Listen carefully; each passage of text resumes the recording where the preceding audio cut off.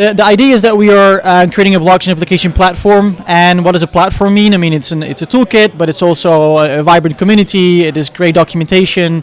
And everything we do, we ask ourselves, how accessible is it, and how simple can it be? And we have seen horrible user experience in the past with wallets that didn't work, or people don't understand how to participate in an ICO. And with the Lisk Hub, our interface, and Lisk Mobile, our mobile interface, we try to make that much easier. So it's a palette of different tools, software, education, and resources that all together form sort of like this blockchain paradise, where just an average JavaScript developer can join and get everything he or she wants to build a blockchain application.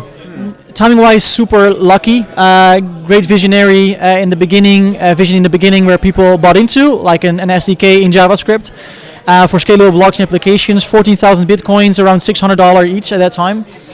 And then the real deal starts. So you have like two founders and a handful of people. But you have to set up legal, you have to set up finance, you have to set up HR, obviously development.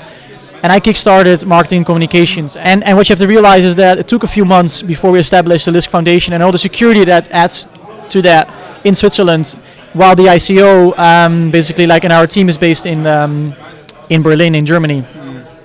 So before we got like the whole legal setup and everything sorted out, and the custody of the tokens, etc., took a bit. And then in 2017 we started upscaling the team. Before you're really like picking up steam, having a great building a great talented science team that can really design such a roadmap, it just takes a while. And with the current roadmap, you can clearly see there's like a theoretical framework with improvement proposals, how we see with Bitcoin, that really backs up our objectives that are being set for the next few years. There is no perfect consensus algorithm yet. Let's start with that. There was proof of work which adds great security and proved its worth for Bitcoin, and hopefully and most likely many years to come. We went for a different approach, and a few other projects as well, and EOS and Tezos followed us, and we on our turn followed other projects with proof of stake, and in particular delegated proof of stake. And also the consensus algorithm is immature yet, and we have to develop it along the way with our science team. So one of the objectives on the roadmap is changing the voting system and changing a few other aspects of the democratic consensus algorithm, which we like so much, which adds security and efficiency benefits over other consensus algorithms. Does it have flaws as well? Yes, it does. But first and foremost, what is important is that the network is secure. There's millions stored in our blockchain and captured as value. And with 1.0 release, the hard fork, within 24 hours, 101 delegates were over.